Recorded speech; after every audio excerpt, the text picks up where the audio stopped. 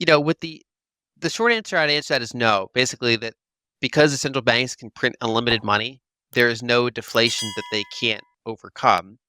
The key question is, what are the consequences for overcoming it?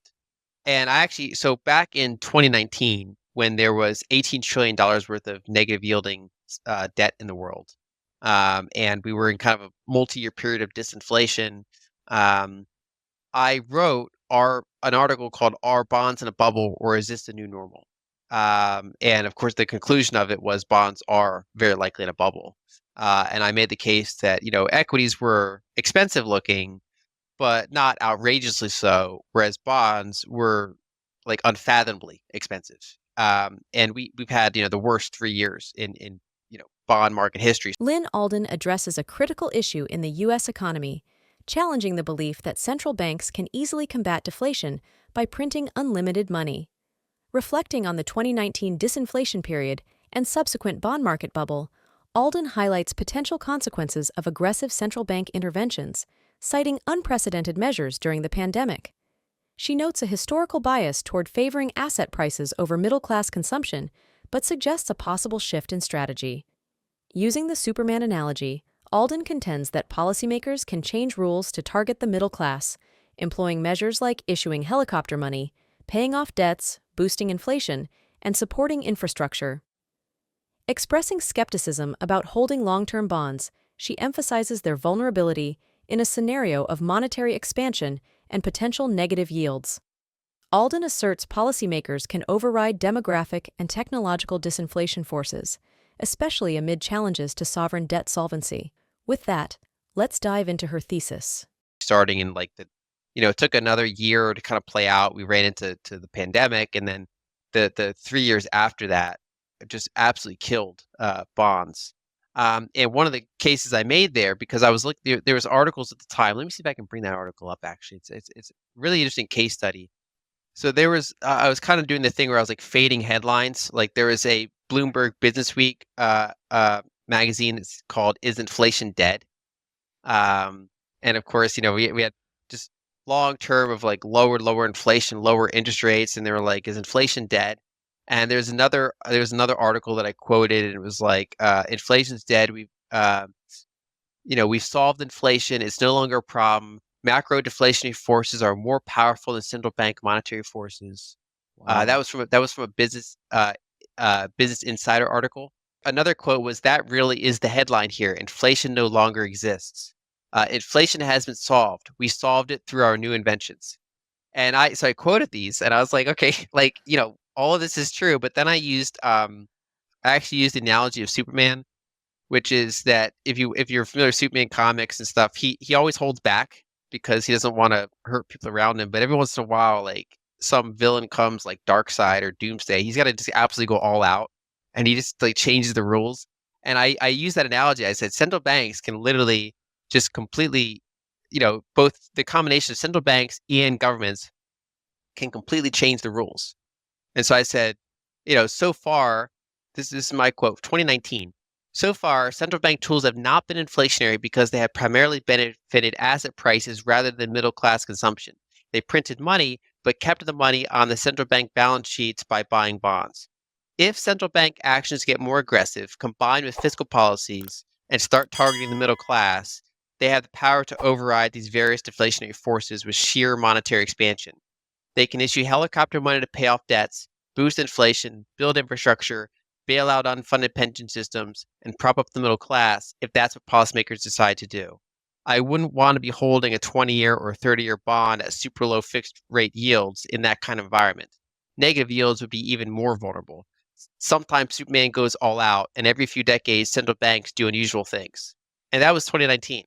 And I mean, I didn't know that we'd have a pandemic next year, but basically that step by step, that's exactly what they did. They just sent out money to people, monetized by the central bank, boosted middle class consumption, boosted inflation, boosted asset prices, and just completely overrode the various disinflationary forces we have.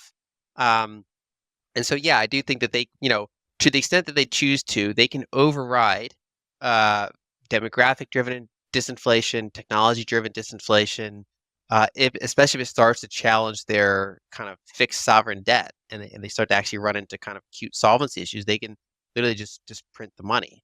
Um, and if anything, that type of disinflation gives them more cover to do that because it's harder for it to manifest in real world inflation.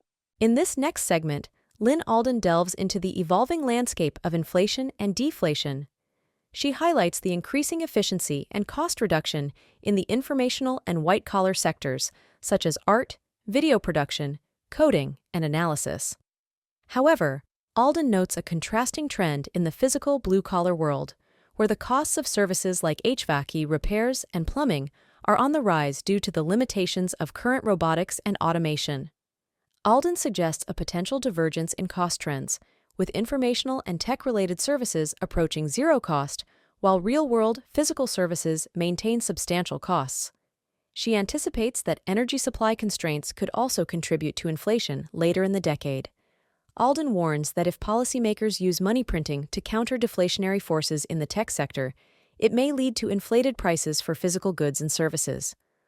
I think another factor we might see going forward is a bigger divergence between real world inflation and tech. So, for example, AI can make so many things way cheaper, right? The cost of doing art, the cost of doing a video, the cost of writing code, the cost of analyzing something, the cost of editing, the cost of just X, Y, Z across the board. So much things now are more productive, more disinflationary, cheaper to do. And a lot of that is in the information world, the white collar world. Whereas if you try to find someone in the US to like fix your HVAC system or be a plumber or the costs right now are skyrocketing. The cost of people actually going out and doing stuff. And robotics are nowhere near the point where just like, a car can just drive to your house automated, and then a robot gets out and fixes your HVAC system and drives away again. Maybe one day we'll be there, but we're not there this decade. Even if we have self-driving cars around the margins, but imagine a robot that can just come fix your HVAC system, right? We're not there yet. So um, these kind of physical blue collar stuff is where I think some of the inflation is going to be more centered going forward. In addition, I think the energy side, the tightness of the energy supply is still where inflation can come from later this decade. And so I think we can see a divergence where the cost of some things keeps just trending towards zero, right? I mean, it used to be that taking pictures was somewhat expensive. Now it's basically free. That can continue eating into other things, and like more things that are expensive now trend towards zero cost, whereas real world stuff still has a substantial cost. And especially if money printing is used to override the deflationary forces from those other areas, it can jack up the prices of these more physical goods and services. And so that's where I think that the costs come when policymakers and central banks try to override the tech deflation, and it manifests in the areas that are not being driven by tech deflation. Let's recap today's video with Lyn Alden. We explored the potential impact of central bank actions on inflation and deflation. From the unprecedented monetary measures during the pandemic to the evolving landscape of technology and its effects on costs, Alden provided valuable insights. As we navigate the intricate dynamics of the financial world, consider subscribing to stay informed.